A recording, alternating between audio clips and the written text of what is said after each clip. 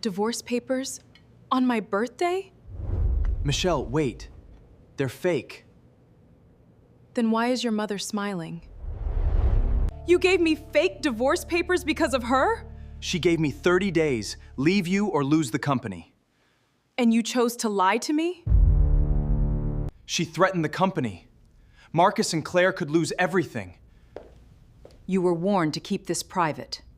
So I was the price you agreed to pay? Daniel, look at this. It's an acquisition agreement. She was already selling the company. You were never going to keep your promise. Your husband's been wiring money to the same woman for months. Months? Who is that name? I'm Karen Simmons, the estate attorney. Those transfers were my retainer. I paid her to draft papers that were never meant to be filed. So you paid for the lie. I warned him this would explode. I thought hiding it would keep you safe. Then stop hiding. Start from the beginning. On the night of her 41st birthday, surrounded by candles and cameras, and the entire Whitfield family seated around her like walls closing in, Michelle Carter opened a gift box wrapped in gold ribbon that her husband Daniel Whitfield had placed carefully beneath his chair just minutes before the singing started. She expected pearls, perhaps a handwritten note, maybe the kind of promise that had sustained them through 12 years of whispered arguments and silent sacrifices. But instead, her trembling hands revealed a fully notarized set of divorce papers stamped with a date that had not yet arrived. And in that single breath, the room shattered into a silence so loud she could hear her own heartbeat pounding against her ribs as Eleanor Whitfield watched from across the table with that cold, precise smile that Michelle had long ago learned to fear more than any shout. And Daniel stood frozen, holding his champagne glass like it was a shield, because he knew, though he could not say it, that those papers were not real, that he had arranged this terrible performance to satisfy a secret his mother had demanded 30 days prior, and that the mistake of revealing them in front of a crowd was about to cost him far more than his pride. Because Michelle did not wait to ask questions, she walked toward the doors with those papers crushed in her fist, and behind her Daniel realized that the secret he had hoped to bury inside a private conversation was now the only story anyone in that room would ever believe, a fiction that would tear them apart before they could ever explain that this was never about love ending, but about a family empire that demanded she disappear. And Michelle Carter, beautiful and steadfast and rooted in her Black American family, who had always seen the Whitfield name as a beautiful cage, drove away with her heart breaking not just from betrayal, but from the crushing realization that her husband had chosen fear over honesty, and that choice would ripple through every corner of their life for months to come. This is a true story of love and betrayal and a plan that almost destroyed everything. And to understand how we arrived at this moment, we must look back to where Michelle first met Daniel, on a college campus in Atlanta where her dreams of nursing met his restless ambition. A young man torn between the golden inheritance of his Caucasian Whitfield family and the fierce, unwavering love of a Black woman who never asked him to apologize for his privilege, but who expected him to defend her when his own mother made it clear that she was never truly welcome at their table. For years, they built a life that was honest and warm, raising two beautiful children, creating a home that felt like shelter, and Daniel worked silently inside his father's business, knowing that Eleanor Whitfield watched from the shadows with an approval that was always conditional, always waiting for the moment when she could remind him that marriage to Michelle Carter was a mistake he could still fix. And when Daniel's father passed suddenly, leaving the construction empire in a fragile balance between Daniel and his mother's controlling hand, Eleanor delivered her ultimatum in a private office with the kind of calm cruelty that makes one feel safe until it is too late, telling him that unless he ended his marriage within 30 days, she would dissolve the company and destroy every job his siblings depended on, forcing Daniel into a desperate vision where he believed he could stage a false separation, let his mother's private investigators document the end of the marriage, and then reveal the truth to Michelle quietly in private, never imagining that his sister's decision to host the birthday dinner at the family estate would place Eleanor, the investigators, and 40 guests in the same room at once, turning his fragile plan into the public catastrophe that Michelle experienced that night. We must ask ourselves why a man who loved so deeply would choose deception over conversation. And the answer lies in the terrifying weight of family expectation, because Eleanor Whitfield was not merely a mother, but a force that had shaped every decision in the Whitfield name. A woman who spoke in gentle tones while holding a blade, and Daniel had spent his entire life trying to earn her approval without losing his soul, until the day he realized he was being asked to erase the woman he had promised to protect. And so he hatched a plan that felt like survival, but was built on sand, using papers drafted by an estate attorney who understood the urgency, but not the cost. Papers that were never filed and never legal, but that looked absolute under candlelight.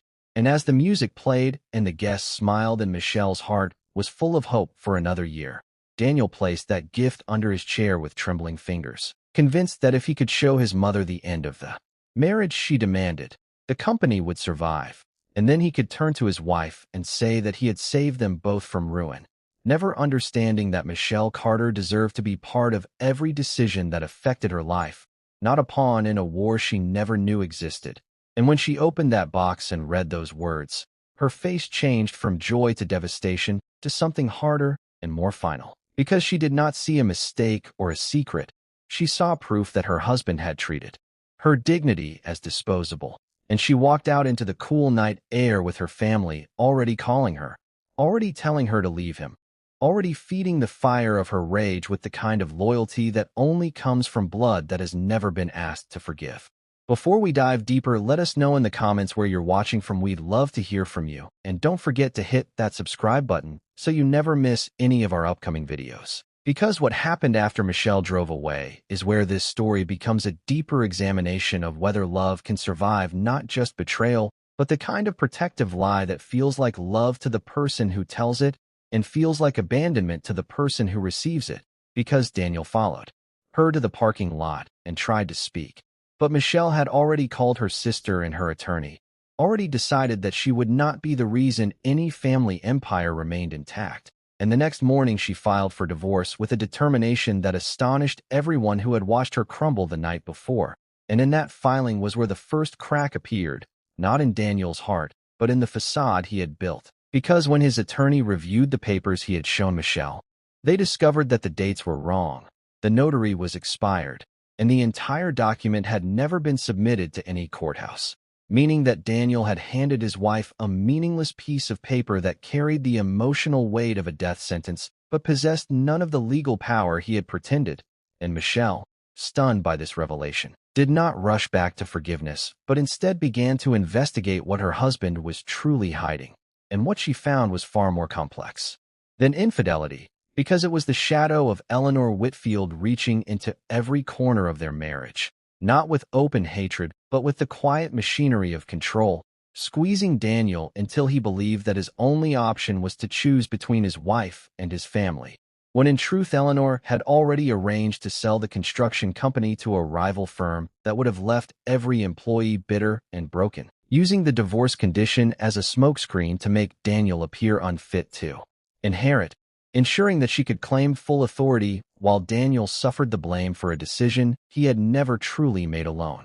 Michelle Carter, beautiful and resolute and anchored in the strength of her Black American family who had taught her that dignity is not something you ask for, but something you defend, refused to make this easy, because she knew that Daniel's mistake was not merely a moment of cowardice, but a manifestation of a family culture that had trained him to believe that love was a transaction, a performance, a secret to be managed rather than a life to be shared. And as the weeks passed, she spent her time with her sister and her best friends and her children, rebuilding the foundation she thought had been destroyed, while Daniel sat in the family estate and realized too late that he had lost more than his wife, because Eleanor's plan had collapsed when her own siblings discovered the sale agreement. And Daniel, in a moment of terrifying clarity, decided to fight not just for his marriage but for the truth, presenting the evidence of his mother's betrayal to the board and to Michelle, not as a man seeking forgiveness through excuses, but as a husband finally willing to stand beside his wife instead of behind her. And when Michelle was finally convinced to attend the family meeting, she saw not the man who had betrayed her at the dinner table, but a man who was willing to lose everything to protect what they had built. And though she did not rush into his arms, she did allow him to hold her hand. And in that quiet moment, she taught him what he had spent a lifetime avoiding, that love is not protective isolation but shared vulnerability, that the truth she deserved was not just the absence of lies but the presence of her voice in every decision.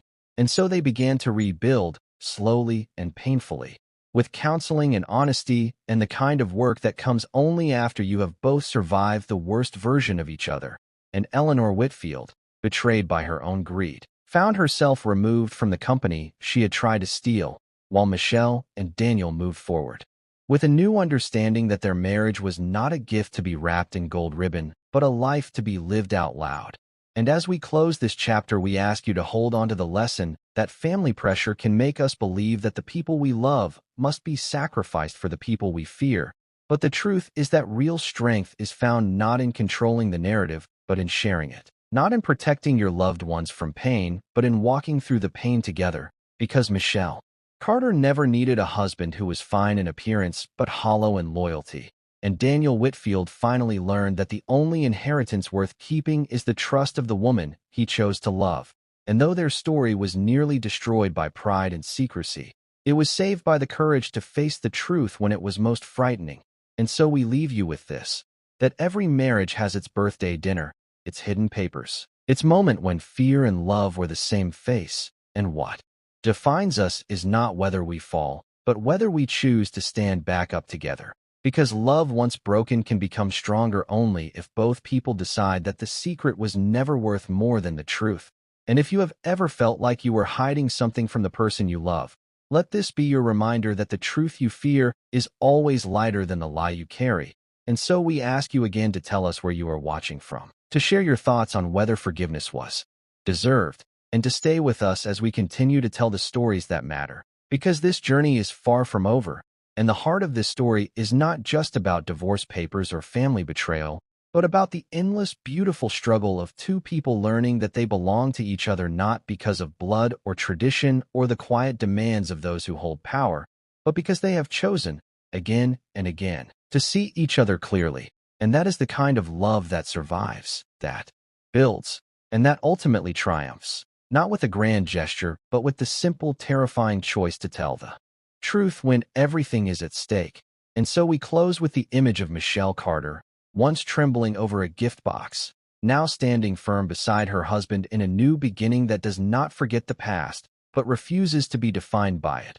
A Black American woman and a Caucasian American man building a life that honors both of their families without surrendering to either of their fears.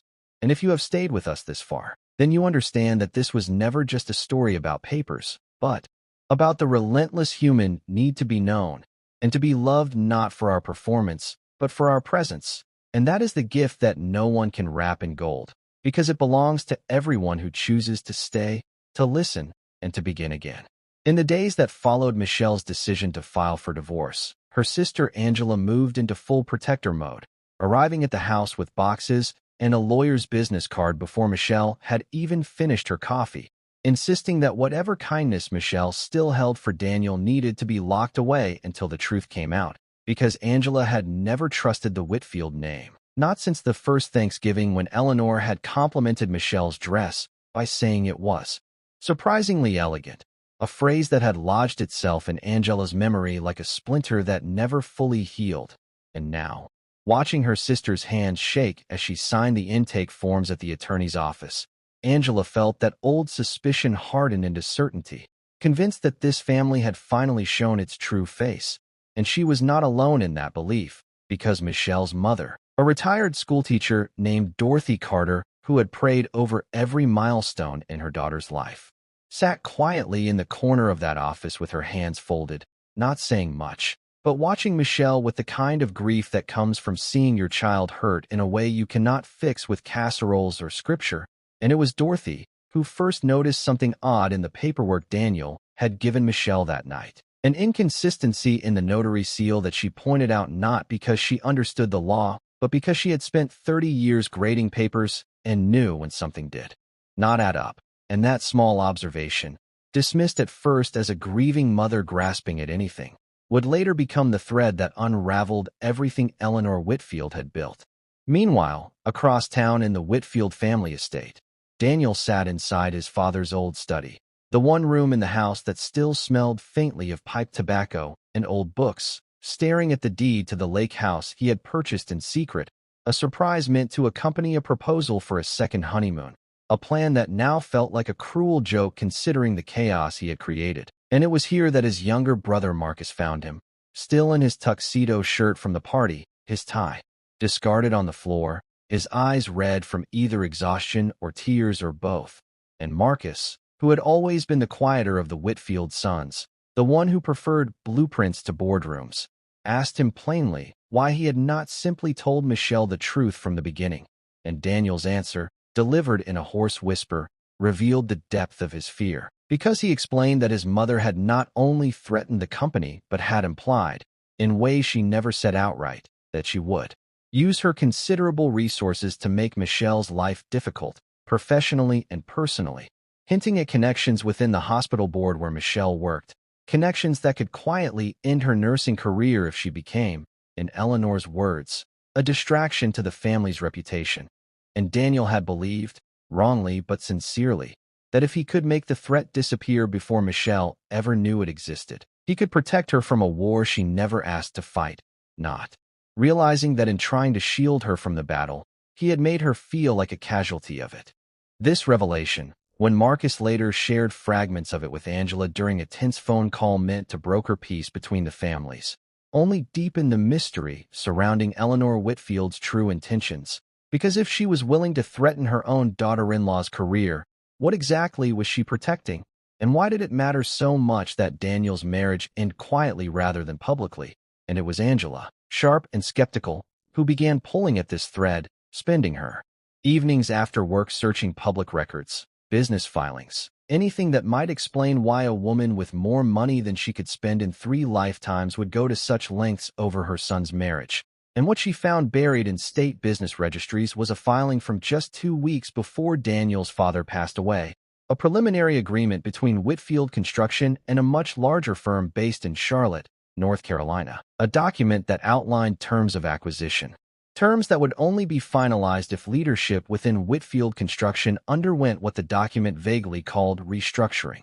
And Angela, staring at her laptop screen at nearly midnight, felt her stomach drop as she began to understand that this was never simply about family reputation or old-fashioned prejudice dressed up as concern, but about money, about control, about a woman willing to sacrifice her own son's marriage and possibly his inheritance to secure a deal that would leave her personally wealthy, while everyone else in the family lost everything they had spent generations building. Michelle, when Angela finally brought her this information, sat in stunned silence for a long time, turning the pages of the printed documents over in her hands, and something in her began to shift, not forgiveness exactly, but a recalibration of the story she had been telling herself since that terrible night. Because if this was true, then Daniel had not simply chosen his family over her in some casual betrayal. He had been manipulated by a woman who understood exactly which fears to exploit.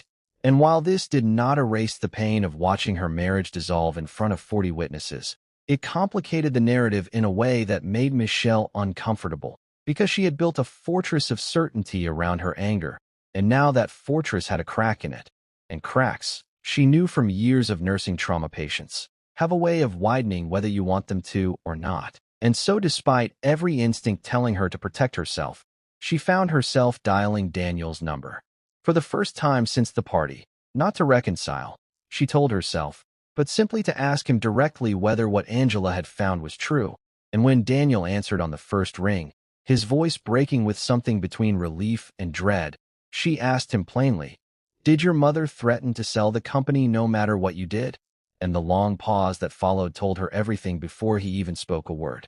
What Daniel confessed in that conversation, delivered slowly and with the kind of exhaustion that comes from carrying a secret too heavy for one person, was that he had discovered the acquisition documents himself only days before his father's funeral, hidden in a locked drawer in his father's office. Documents his father had apparently been fighting to prevent. Documents that revealed his mother had been negotiating with the Charlotte firm for nearly a year, using his father's declining health as cover. And when his father died, Eleanor saw her opportunity, using the divorce ultimatum not as genuine concern for family reputation, but as a calculated move to destabilize Daniel's standing on the board, knowing that a public scandal involving his marriage would give her the leverage she needed to argue that Daniel was unfit to lead, thereby securing enough support among the remaining board members to push through the sale before anyone could stop her.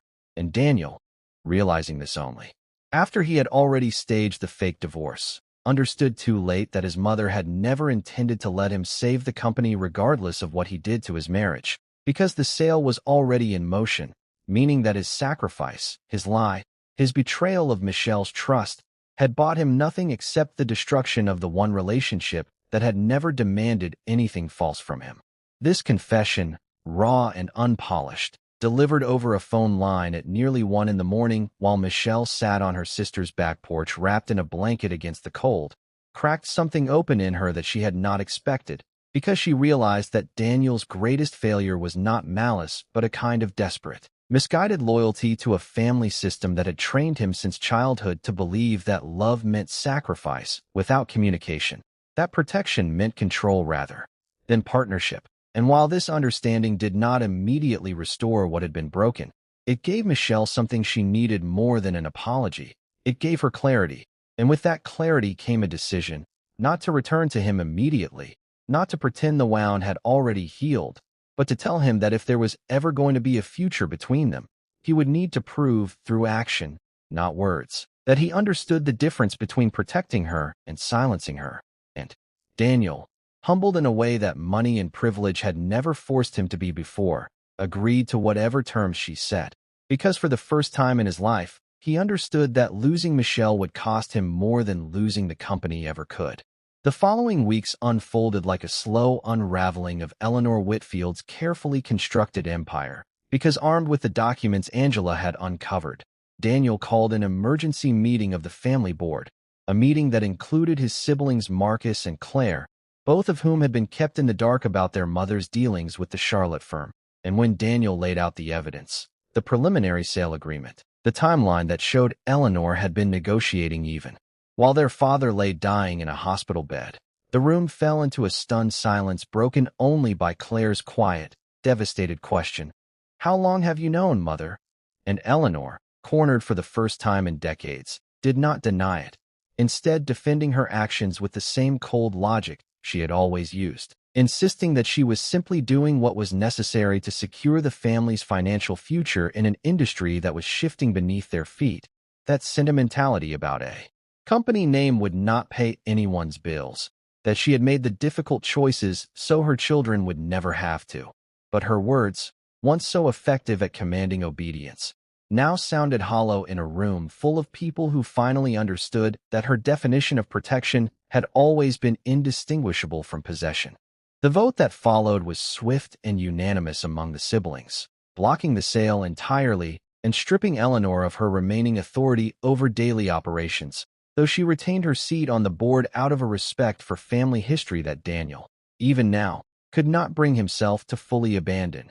And in the aftermath of that meeting, as the siblings sat together in a conference room that suddenly felt lighter than it had in months, Daniel finally allowed himself to grieve, not just the loss of his father, not just the near loss of his marriage, but the loss of the mother he had always hoped Eleanor could become, a woman capable of loving without conditions.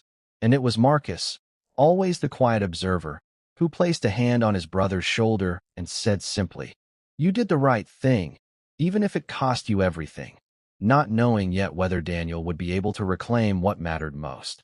Michelle, watching all of this unfold from a careful distance, maintained through updates from Angela and eventually through brief, respectful conversations with Daniel himself, found herself in therapy twice a week, not because she needed permission to process her anger, but because she recognized in herself a pattern of swallowing pain to keep peace, a pattern that had made her vulnerable to a marriage where her comfort was too easily sacrificed for someone else's fear. And her therapist, a warm but direct woman named Dr. Patricia Reyes, helped her understand that healing did not require her to either fully forgive Daniel or fully abandon him. that she was allowed to exist in the uncertain middle space where trust had to be rebuilt brick by brick rather than restored in a single grand gesture. And it was during one of these sessions that Michelle finally admitted out loud what she had been afraid to say even to herself, that despite everything, she still loved Daniel, not the version of him that had handed her those papers in front of his entire family, but the version of him that had spent 12 years defending her at holiday dinners, that had learned to braid their daughter's hair because Michelle worked night shifts, that had once driven 4 hours in a snowstorm just to bring her soup when she was too sick to leave her bed during nursing school. And loving someone, she realized, did not mean ignoring how badly they had hurt you.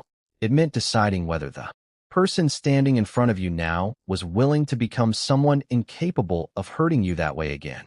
The reconciliation, when it finally began, did not happen with fireworks or grand declarations, but with small, deliberate acts of honesty.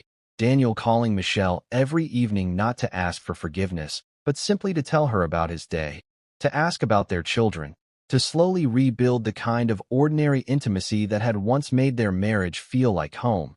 And Michelle, cautious but curious, allowing herself to answer, to laugh occasionally at an old joke, to feel the smallest flicker of the person she used to be before that birthday dinner shattered her sense of safety. And after nearly 5 months of separation, of therapy, of family meetings and legal clarifications that formally voided the fraudulent divorce papers and confirmed that no legal action had ever truly been filed, Daniel asked Michelle to meet him not at a restaurant or a lawyer's office, but at the lake house he had purchased in secret all those months ago, the gift she never got to receive. And standing on the wooden dock overlooking water that caught the last light of a Georgia sunset, Daniel did not propose or beg. He simply handed her the original deed, now with both their names printed on it, and said, "I don't want to protect you from the truth anymore. I want to face it with you, whatever it costs." And Michelle, looking at the water, at the man who had both broken and begun to rebuild her trust, felt something in her chest loosen for the first time in months. They did not rush back into the life they once had, understanding instinctively that the marriage they were building now needed to be different from the one that had nearly ended in front of 40 witnesses. And so they dated again, slowly, awkwardly, sometimes painfully, relearning how to communicate without the shadow of Eleanor's influence hanging over every decision. And 8 months after that devastating birthday, in a small ceremony held at that same lake house, surrounded not by cameras and curious extended family, but by Angela, Dorothy, Marcus, Claire, and their 2 children, Michelle and Daniel renewed their vows, this time with promises that specifically addressed what had broken them. Daniel vowing to never again choose secrecy over partnership, no matter how frightening the truth might be, and Michelle vowing to remain open to growth even when trust had been tested.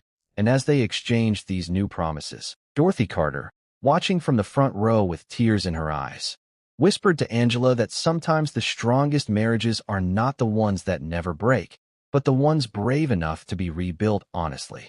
In the years that followed, Whitfield Construction underwent a quiet transformation under Daniel and Marcus's joint leadership, prioritizing employee ownership programs that Eleanor had once dismissed as financially reckless, and the company, freed from the shadow of a hostile sale, grew steadier and more community-rooted than it had been in decades, while Eleanor herself, isolated by her own choices, eventually stepped back from public life entirely, her relationship with Daniel remaining respectful but distant, a reminder that some fractures, even when survived, leave permanent marks. And Michelle, having taken a leave of absence during the hardest months of their separation, returned to nursing with a renewed sense of purpose, eventually becoming a patient advocate specializing in helping families navigate crisis communication within hospitals, work that felt, to her, like a direct response to everything she had learned about the cost of silence. And together, she and Daniel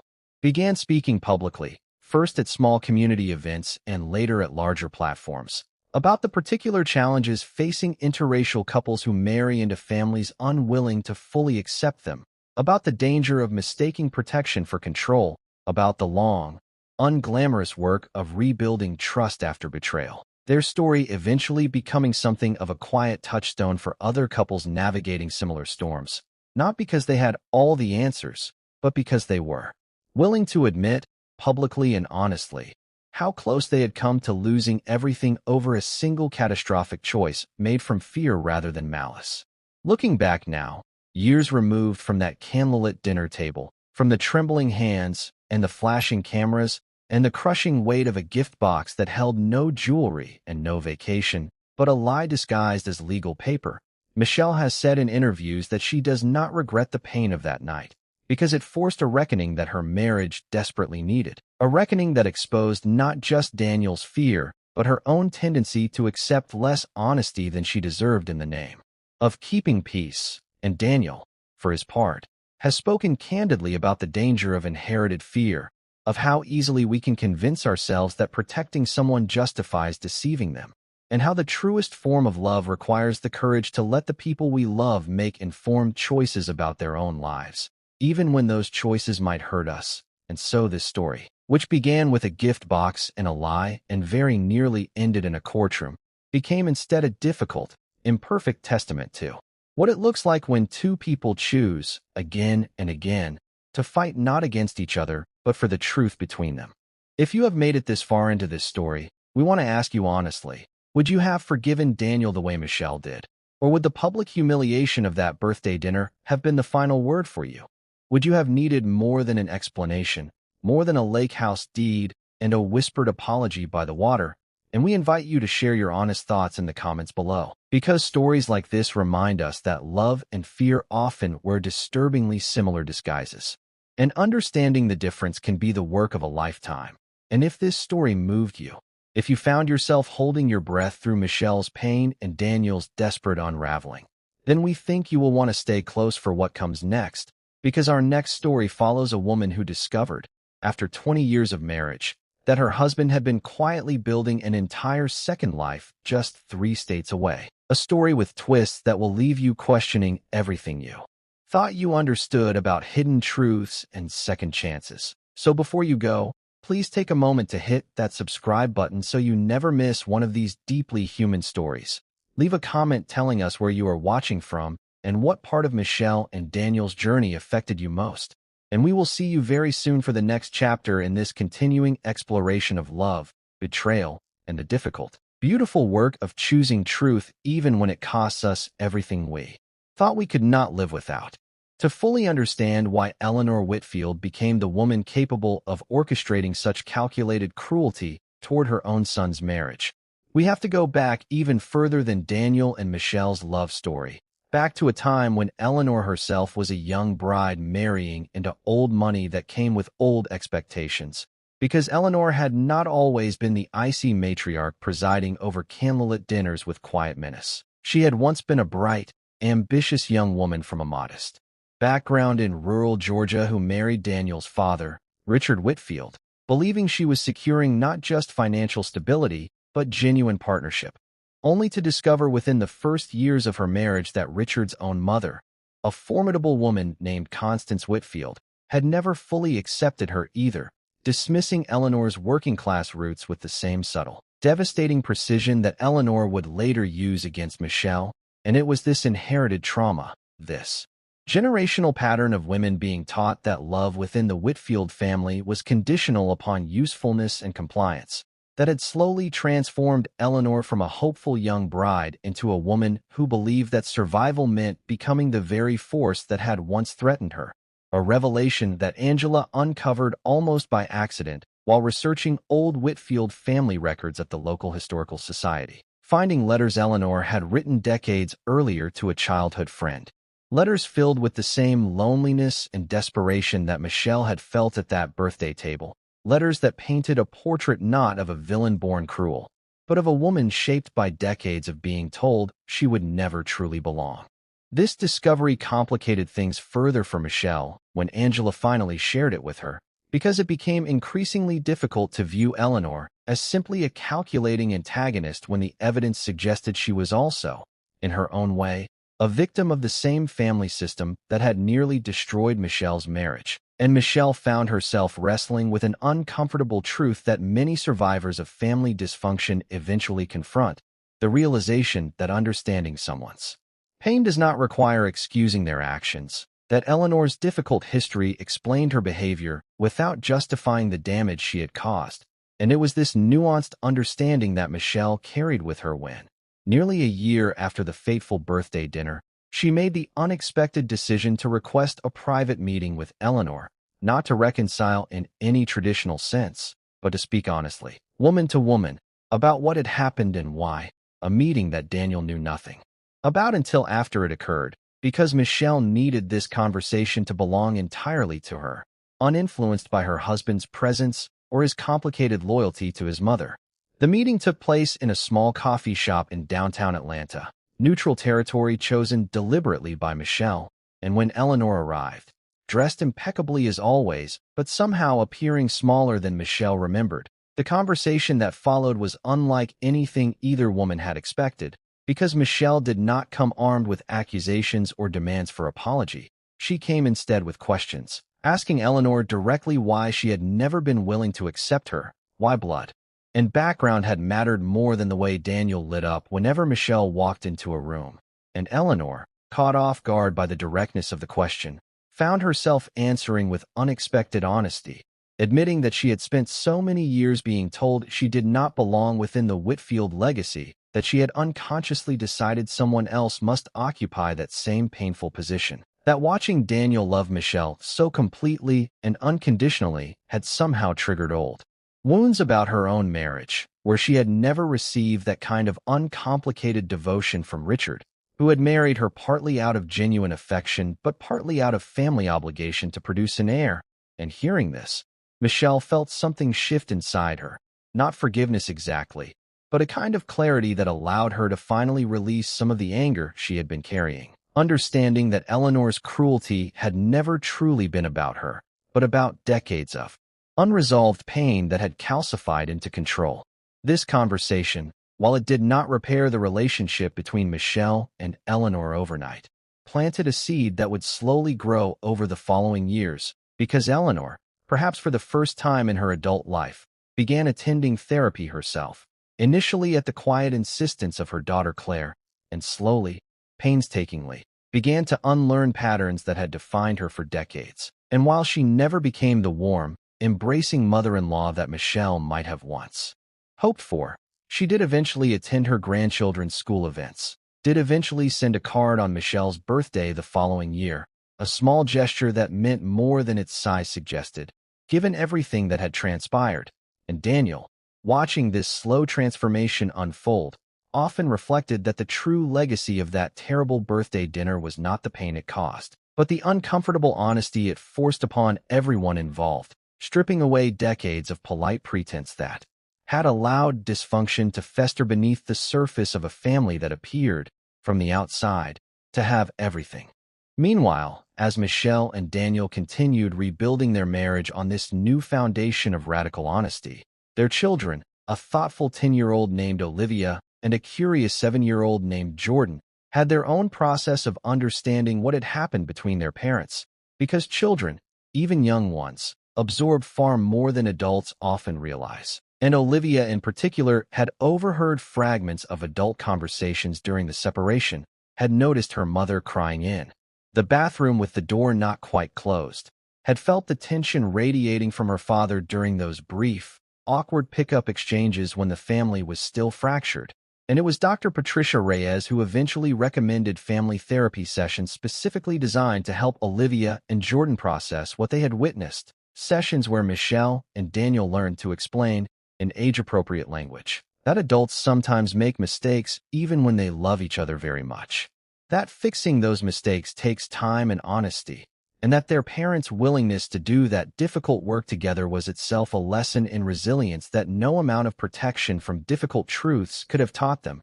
And Olivia, in one particularly moving session, told her parents that she had been scared they would stop loving each other the way some of her friends' parents had, and Michelle, holding her daughter close, promised her that love does not disappear because it becomes complicated. It simply requires more courage to maintain. As their story slowly became known within their community, first through word of mouth among friends who had witnessed the dramatic birthday dinner, and later through Michelle and Daniel's own decision to share their experience more publicly, they began receiving messages from other couples navigating similar family pressures, particularly interracial couples who recognized painful echoes of their own experiences in Michelle and Daniel's journey. Women who wrote to Michelle describing mothers-in-law who used coded language to express disapproval. Men who wrote to Daniel confessing that they too had made the mistake of trying to protect their partners through secrecy rather than transparency.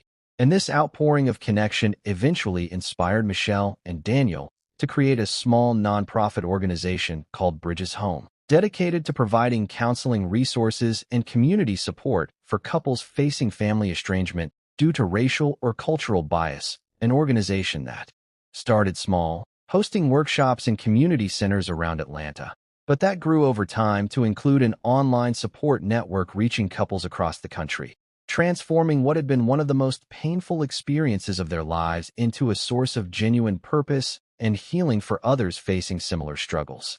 Marcus and Claire, having witnessed their brother's near destruction and eventual redemption, also underwent their own transformations within the family business, with Marcus taking a more active role in mentoring young employees from diverse backgrounds who might have once been overlooked within the traditionally insular Whitfield company culture, and Claire, who had always felt caught between loyalty to her mother and recognition of Eleanor's flaws, eventually became one of the strongest advocates for the employee ownership programs that Daniel had implemented, understanding that the health of their family business depended not on rigid tradition but on genuine investment in the people who kept it running. And this broader transformation within Whitfield Construction became, in its own way, a reflection of the personal transformation Daniel himself had undergone, proof that the values we hold in our most intimate relationships inevitably shape the way we lead in every other area of our lives. 5 years after that catastrophic birthday dinner, Michelle and Daniel hosted a very different kind of celebration, a gathering to mark not just Michelle's birthday, but the 5th anniversary of their vow renewal. And this time, the guest list included not just family, but many of the couples who had found support through Bridges Home. A beautifully diverse gathering of people who had each faced their own version of the fear and secrecy that had nearly destroyed Michelle and Daniel's marriage.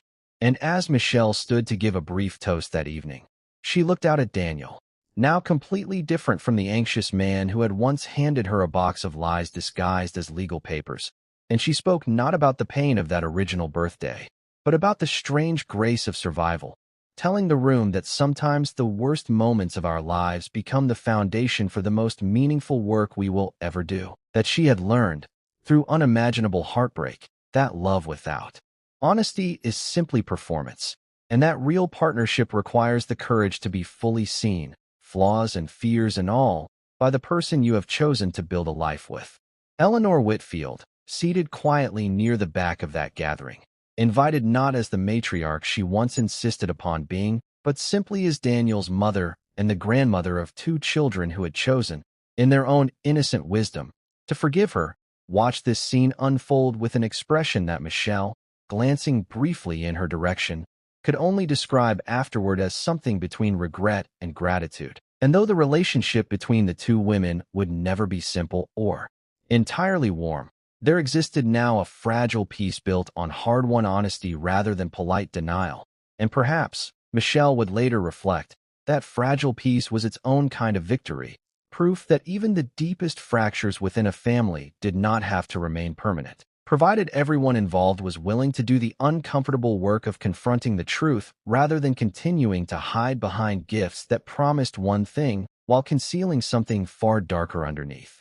As we reach the end of this story, we find ourselves returning to that original image that opened this documentary.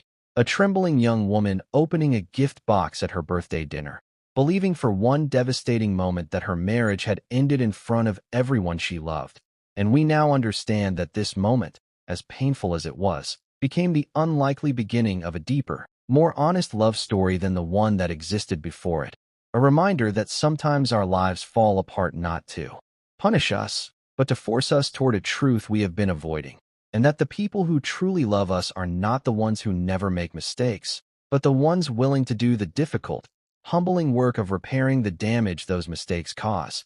And so we ask you now, as we did at the beginning of this story, to consider what you would have done in Michelle's position, whether you would have found the strength to seek understanding rather than simply revenge, and whether you believe that Daniel's transformation was genuine enough to deserve the second chance he was ultimately given.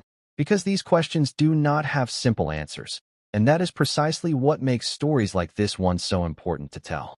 If this journey through love, betrayal, family pressure, and eventual healing moved you as much as it moved us while researching and telling it, we invite you to share your thoughts in the comments below. Tell us where you are watching from tonight. Tell us whether you believe true reconciliation is possible after this kind of public betrayal. And tell us which moment in Michelle and Daniel's story affected you most deeply. Because these conversations are exactly why we do this work. And if you have not already done so, please take a moment now to subscribe to this channel so you never miss the next story we bring you. Because next time we will be exploring the story of a woman who discovered her husband's entire secret identity only after his sudden death, uncovering secrets that had been hidden for over 15 years. A story so shocking that even our own research team found themselves stunned by its final revelation. So make sure you are subscribed and notifications turned on so you do not miss a single moment of that story. And until then, we thank you for spending this time with us, for caring about Michelle and Daniel's journey as deeply as we have, and for continuing to believe, alongside us, that even the most broken stories can find their way toward healing when the people involved are brave enough to choose truth over comfortable silence. We will see you very soon for our next story. There remains one thread of this story we have not yet fully unraveled, a detail that Angela had discovered during those early frantic weeks of investigation, but had set aside because it seemed, at the time, less urgent than the revelations about Eleanor's business dealings. And that detail involved a name that appeared repeatedly in Daniel's financial records during the months leading up to the birthday dinner. A woman named Karen Simmons, whose name Angela found attached to several wire transfers from Daniel's personal account, transfers that, without context, looked exactly like the kind of evidence that could suggest an affair. And when Angela first brought this to Michelle's attention during those darkest early days of their separation, it had planted a seed of doubt that complicated an already devastating situation. Because Michelle found herself wondering whether the fake divorce papers had perhaps not been entirely fake in spirit, whether Daniel had used his mother's ultimatum as convenient cover for feelings he had already been nursing towards someone else. And this suspicion, though never openly voiced to Daniel during those months, had colored every interaction between them, making Michelle's eventual willingness to hear his explanations about Eleanor's business dealings feel even more remarkable given that she was simultaneously carrying this unresolved fear about infidelity. The truth about Karen Simmons, when it finally emerged during one of the family meetings that exposed Eleanor's attempted company sale, turned out to be almost mundane compared to the fears it had generated, because Karen Simmons was, in fact, the Whitfield family's estate attorney. The same attorney who had drafted the fraudulent divorce papers at Daniel's desperate request, and the wire transfers Angela had discovered were payments Daniel had made to retain her services privately, outside of the family's usual legal channels, specifically because he did not want his mother's regular attorneys, who reported directly to Eleanor, to know that he was investigating the legitimacy of his mother's threats regarding the company's sale. And Karen Simmons, when eventually contacted directly by Michelle during the fact-finding period before their reconciliation, confirmed this account entirely, explaining with visible discomfort that she had advised Daniel against creating even fraudulent divorce papers, warning him that deception, even well-intentioned deception, rarely produces the outcomes people hope for, advice that Daniel had tragically ignored in his panic to protect his family. And this revelation, while it resolved the lingering suspicion of infidelity that had shadowed Michelle's healing process, also highlighted something important about the nature of secrets. Because even secrets kept with good intentions create the same corrosive uncertainty as secrets kept with malicious ones, a lesson that Michelle would later say became one of the central principles guiding the counseling work she and Daniel did together through Bridges' home.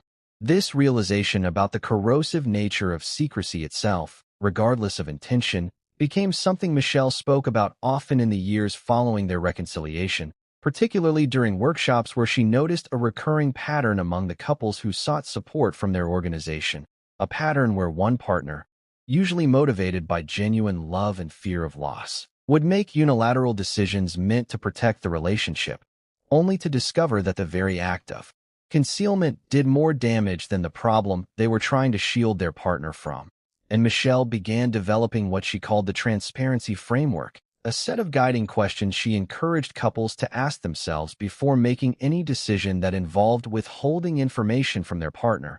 Questions like whether the secrecy was truly protecting the partner or simply avoiding a difficult conversation, whether the outcome would change if the partner were informed and given a voice in the decision, and whether the relationship could survive the eventual discovery of the secret. Questions that Michelle herself wished someone had asked Daniel before he ever placed that gift box beneath his chair on the night of her birthday.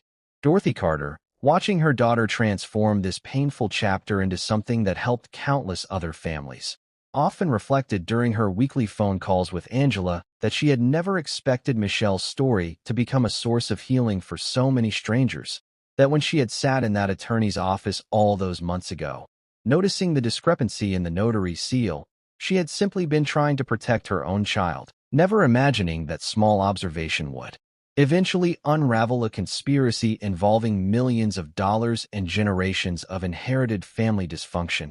And Dorothy, in her own quiet way, became something of a spiritual anchor for the entire extended family during this period, hosting Sunday dinners that eventually, remarkably, began including Eleanor Whitfield herself.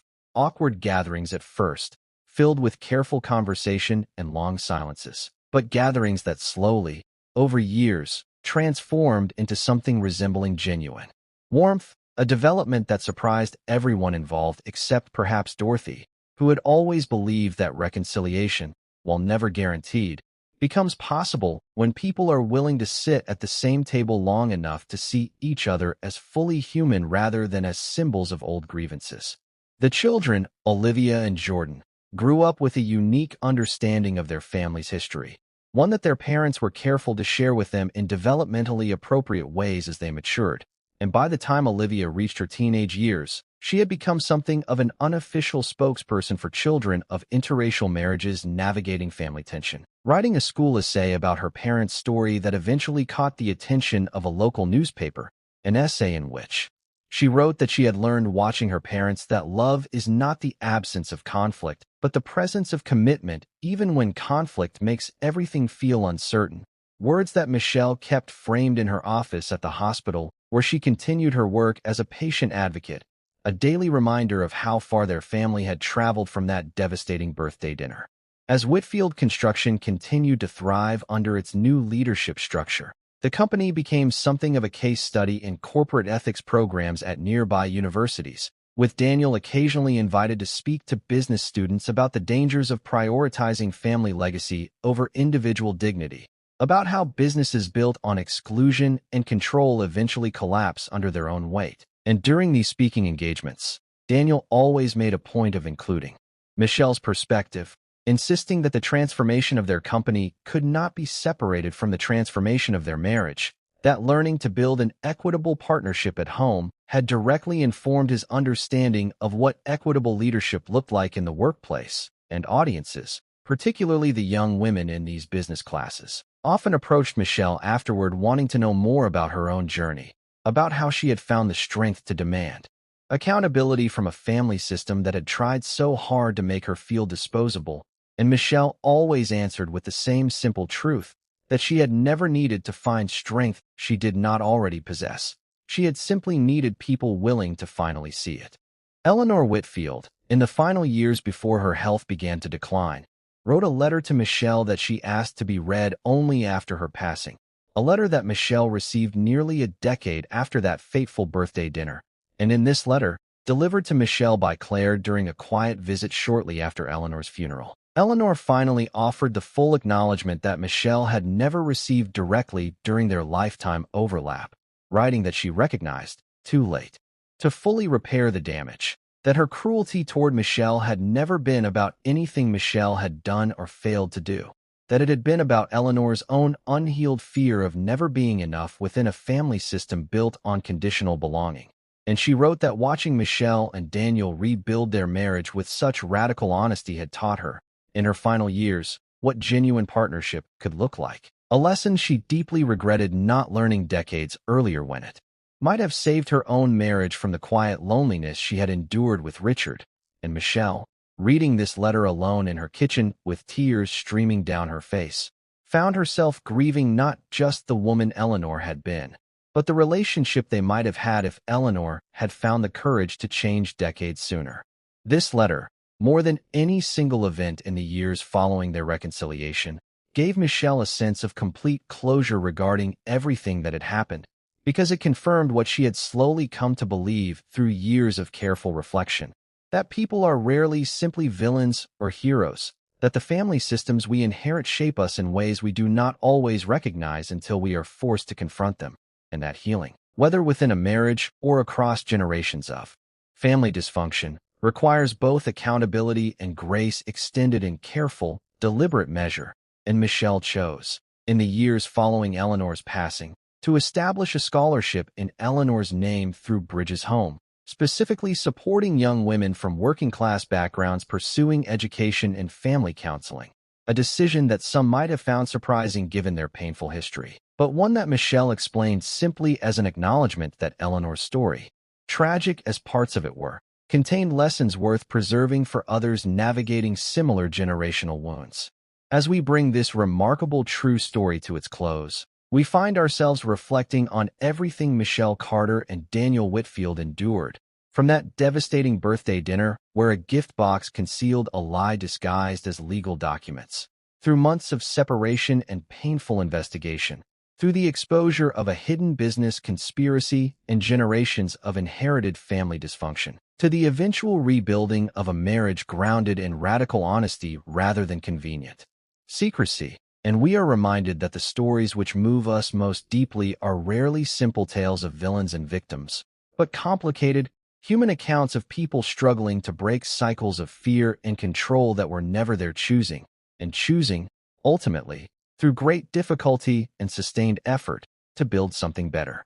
We want to thank you sincerely for spending this time with us, walking through Michelle and Daniel's story from that first trembling moment at the birthday table to the hard-won peace they eventually found. And we would love to hear your reflections on everything we have shared, so please tell us in the comments below where you are watching from tonight.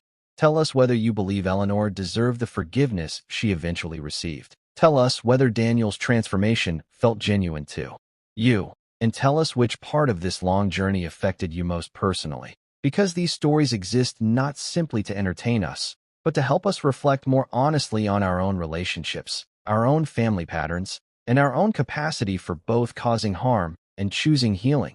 And if this story resonated with you, we invite you to subscribe to this channel so you never miss the next true story we bring you. Stories exploring the hidden complexities of love, family, and the difficult, courageous work of choosing truth even when silence would be so much easier. Thank you again for joining us, and we look forward to sharing our next story with you very soon. Years after Eleanor's passing, the gold gift box from Michelle's 41st birthday remained stored on the highest shelf of a closet at the lake house, untouched but never forgotten, because Michelle had refused to throw it away. Daniel once asked why she kept an object tied to the most humiliating night of her life, and Michelle told him that the box no longer represented only what he had done to her. It represented the moment she stopped accepting silence as a substitute for peace. The divorce papers themselves were gone, surrendered to Karen Simmons and destroyed after every legal question surrounding them had been resolved, but the box remained, its ribbon folded neatly inside. Once a year, on Michelle's birthday, Daniel would notice her looking toward that closet, and he would remember the expression on her face when she first opened it. He never asked her to forget. He understood that being forgiven did not erase what happened. It gave him the responsibility to live differently whenever fear tempted him to make another decision alone. That responsibility was tested several years later when Whitfield Construction faced another serious financial threat, this time caused by the sudden collapse of a major development project. The company had invested heavily in land and materials, expecting a long-term municipal contract that was canceled after a change in local leadership. More than 100 jobs were again at risk, and Daniel found himself sitting late at night in the same office where his mother had once delivered her ultimatum. The circumstances felt painfully familiar. He had difficult information, employees were depending on him, and telling Michelle could introduce new fear into their home. For a few minutes, the old instinct returned. He considered waiting until he had developed a solution before worrying her. Then he remembered the gold box. Daniel closed his laptop, drove to the lake house, and told Michelle everything before he had an answer. She listened without interruption, asked to see the financial reports, and reminded him that uncertainty shared between two people was less dangerous than certainty manufactured by one. Together, they contacted Marcus and Claire and spent the following days exploring options that Daniel might never have considered alone. Michelle proposed that the company speak openly with its employees before rumors took control of the situation. Marcus resisted at first, afraid that transparency would create panic, but Daniel supported Michelle, admitting that secrecy had nearly destroyed both his marriage and the company once before. At the employee meeting, Daniel explained the canceled contract, the financial exposure, and the difficult months ahead. He did not promise that every outcome would be painless. Instead, he invited department leaders to participate in a recovery plan. Employees volunteered temporary reductions in overtime, senior executives accepted salary cuts, and several long-standing clients agreed to accelerate smaller projects. The company survived without mass layoffs. Daniel later told Michelle that the experience finally proved what she had tried to teach him from the beginning. Telling the truth does not always solve a crisis immediately, but it allows the people affected by that crisis to help carry it. For Olivia, now preparing to leave home for college, her parents' experience became a guide for the relationships she was beginning to form. She had grown into a confident young woman who carried Michelle's determination and Daniel's thoughtful nature, though she was far less willing than either of them had once been to tolerate evasive answers. Before leaving for a university in Washington, D.C., Olivia sat with her parents on the dock at the lake house and asked them a question they had always known would come. She wanted to know whether Michelle had truly forgiven Daniel or whether she had remained, because keeping the family together felt easier than leaving. Michelle answered carefully. She explained that staying had never been the easier choice and that forgiveness had not arrived as one sweeping decision. It had been hundreds of smaller decisions, each dependent upon Daniel continuing to tell the truth. Had he returned to secrecy, she would have left. Daniel did not interrupt or defend himself. He simply nodded, allowing his daughter to hear the full truth. Jordan responded to the family's history differently. As he grew older, he became intensely protective of Michelle and struggled to understand how Daniel could have placed her in such a humiliating position. The boy who once feared his parents would stop loving one another became a young man who questioned whether love should have survived what happened at all. During his senior year of high school, after hearing another family member refer casually to the birthday incident as a misunderstanding, Jordan corrected them. It had not been a misunderstanding, he said. His father had made a choice, and his mother had paid the emotional price. Daniel heard the exchange and later thanked his son for refusing to soften the truth. He told Jordan that accountability did not threaten their family, it protected it. That conversation became an important turning point between father and son. Jordan began to see that Daniel's growth was not demonstrated by pretending to have become faultless, but by accepting that the people he loved were entitled to describe his mistake honestly. Angela remained Michelle's most uncompromising defender, even after the Whitfield and Carter families settled into a cautious peace. She attended birthdays, holidays, graduations, and company celebrations, but she never allowed Daniel to forget that rebuilding trust with Michelle did not automatically earn him unrestricted trust from everyone else. Their relationship improved slowly through consistency rather than sentiment. Daniel helped Angela establish a small consulting business, but only after she made it clear that she would accept professional guidance, not charity. Angela, in return, became one of Bridges Home's most effective volunteer advisors, speaking directly to relatives who were supporting someone through marital betrayal. She warned them that protection could become pressure if they tried to make decisions for the person who had been hurt.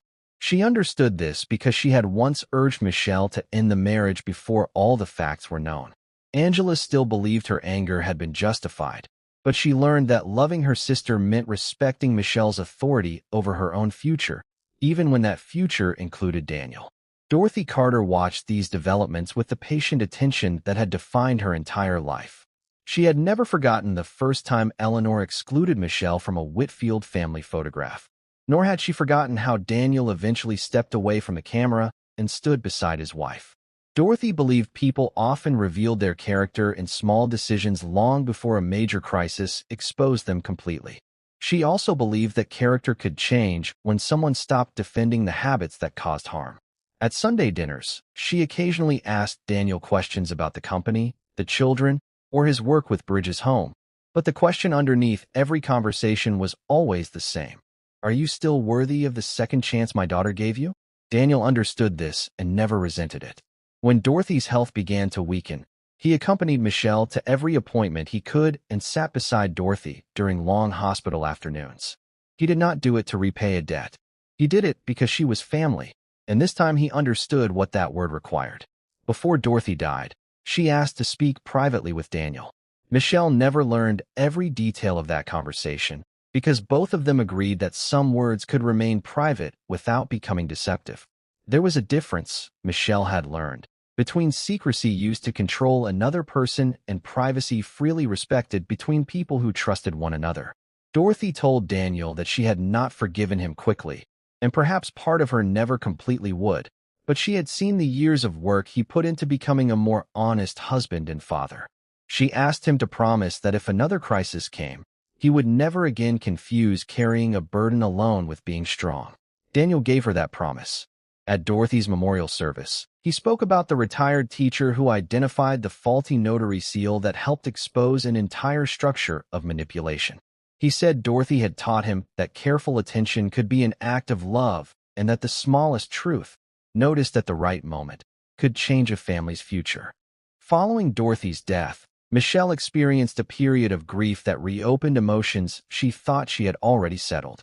Losing her mother brought back memories of the attorney's office, the separation, and the night Dorothy held her while she struggled to understand how Daniel could have deceived her. Grief did not move in a straight direction, and neither did healing. Michelle sometimes awakened angry about an event that had happened many years earlier. In their younger marriage, Daniel might have attempted to explain those feelings away by pointing toward everything they had repaired. Now he listened. He did not ask why the past still mattered or remind her how long it had been. Dr. Patricia Reyes had taught them that emotional memory does not obey calendars. Daniel learned that an apology could remain necessary even after forgiveness had been granted. When Michelle needed to say again that the birthday dinner had changed her, he answered again that he understood, not because repeating the conversation was easy, but because repair required patience. Bridges' home expanded following a large donation from a former Whitfield construction employee whose marriage had benefited from one of the organization's counseling programs. The funding allowed Michelle and Daniel to create emergency grants for couples seeking professional help but unable to afford it. They also established support groups for spouses facing discrimination from extended family members. Michelle insisted that these programs address race directly rather than hiding the issue beneath general discussions of family conflict. She spoke openly about being a beautiful Black American woman who had entered a wealthy Caucasian family and was repeatedly expected to ignore insults because they were delivered politely. She explained that prejudice did not require raised voices or explicit language to cause lasting harm.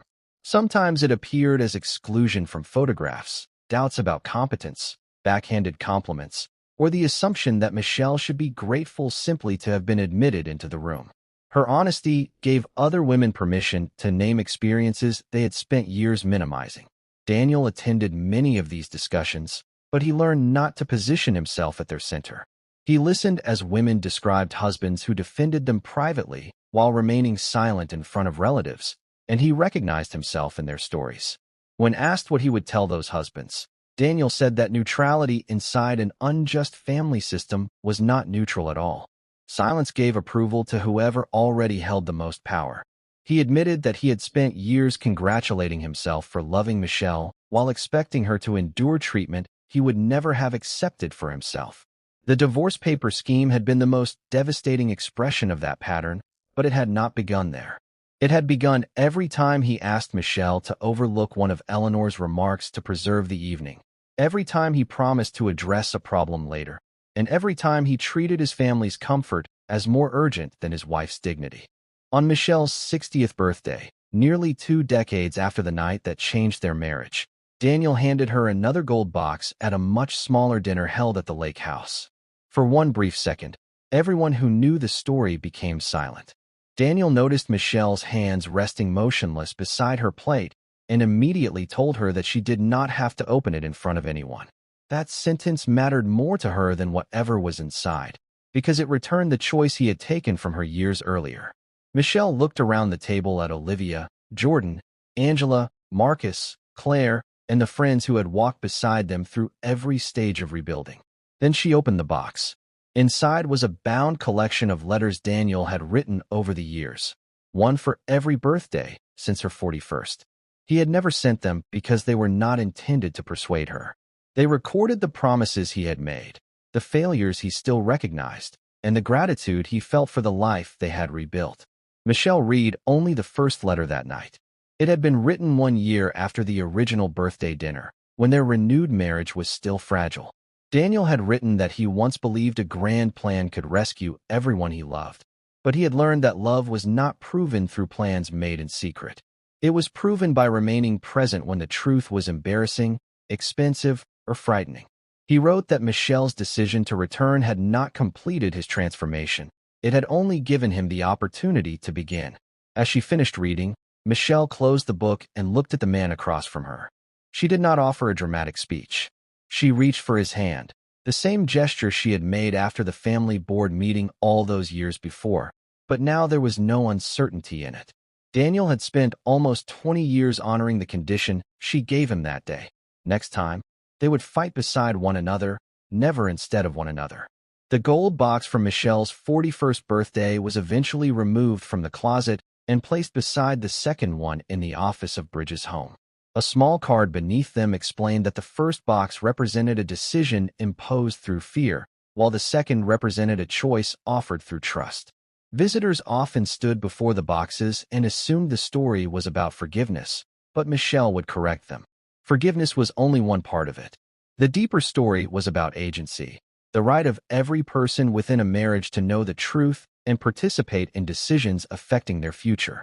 Daniel's mistake had not become acceptable simply because his intentions were complicated. Michelle's decision to reconcile did not create an obligation for anyone else to make the same choice. Every injured partner was entitled to determine what safety and accountability required. The lesson was not that love should always stay. It was that love should never demand blindness as the price of remaining. And that is where Michelle Carter and Daniel Whitfield's journey finally rests. Not in the moment she opened the divorce papers, not in the boardroom where Eleanor's plan was exposed, and not even in the lakeside ceremony where they renewed their vows. It rests in the ordinary years that followed, when there were no cameras, no dramatic revelations, and no audience waiting to see what happened next. It rests in difficult conversations held before decisions were made, in apologies repeated without complaint, in children allowed to ask painful questions, and in two families learning that reconciliation could exist without rewriting history. Daniel gave Michelle divorce papers as a birthday gift because he believed deception could protect what he loved. What happened next taught him that a marriage cannot be saved by taking one partner's voice away. It can only be rebuilt when both people are free to see the truth, choose their response, and decide together what comes after it. So the final question belongs to you. If you had been sitting in Michelle's place at that candlelit table, with 40 people watching and divorce papers trembling in your hands, would any explanation have been enough to make you stay? Would Daniel's years of accountability have changed your answer? Or would the public betrayal have remained a boundary that love could not cross? Share your honest judgment in the comments, because there is no single response that fits every marriage or every wound. And if this story has reminded you of the cost of silence, consider sharing it with someone who needs to hear that protection without truth can become another form of control. Subscribe for more documentary-style stories about love, family, betrayal, and second chances. Until next time, remember the lesson Michelle carried from the first gold box to the second. The truth may place love at risk, but a lie removes love's right to choose. A decade after Michelle's 60th birthday, Bridges' home marked its 15th anniversary with a gathering that filled an entire community hall in Atlanta, a room holding more than 300 people whose marriages had, in some way, passed through the doors of that small organization Michelle and Daniel built out of their own near collapse. Olivia, now finishing her doctorate in family psychology, had begun contributing research to the organization's counseling model, quietly folding her parents' story into academic work about honesty and repair within cross-cultural marriages. Jordan, having grown into a thoughtful young father himself, often told people that the greatest inheritance his parents left him was not the company his father had helped save, but the standard they modeled for what a husband owes a wife. Not perfection, but truth, offered even when it is inconvenient. Michelle, standing at the podium that evening, did not tell the story from the beginning the way she often had in earlier years. Instead, she told it from the end backward, starting with the 2 gold boxes now displayed permanently in the lobby, and working her way back through the letters, the lake house, the boardroom confrontation, Eleanor's final letter, Dorothy's quiet wisdom, and finally, the trembling hands that once opened a gift box expecting nothing more than a happy evening. She told the room that she was not there to celebrate a marriage that never broke, but to honor one that broke honestly and chose, deliberately, to be rebuilt in the light rather than in secrecy. Daniel, seated in the front row beside Marcus and Claire, listened the way he always did now, fully, without needing to explain, defend, or rescue the story from its hardest parts. When Michelle finished speaking, she looked directly at him and said the same words she had said on that dock so many years earlier, now worn smooth with meaning. Asterisk, next time, we fight beside each other. Asterisk, there had been many next times since. Business crises, family losses, the ordinary erosions of a long life. And each time, that promise had held. Their story did not end with a single dramatic reversal, because real love rarely resolves that way. It ended, and continues, in the accumulation of small, honest choices made over decades, proof that the most important night of their marriage was never the birthday dinner where everything fell apart. It was every ordinary evening afterward when Daniel chose to tell the truth instead of managing it, and Michelle chose to stay open instead of building a wall that could never again be lowered. Some marriages are destroyed by a single terrible night. Others are saved by everything that is chosen, quietly and deliberately, in the thousands of nights that follow it. Michelle and Daniel's story reminds us that love is not proven in the moment it is tested. It is proven in every ordinary day someone chooses, again, to be honest instead of afraid. If their journey moved you, tell us in the comments which moment changed the way you saw this story. The birthday dinner, the boardroom exposure, Eleanor's letter, or the second gold box. Share this story with someone who needs to hear that truth, however painful, is always the beginning of real healing, never its end. And subscribe now, because our next story, about a woman who discovered her husband's 15-year hidden identity only after his death, premieres soon, and you will not want to miss it.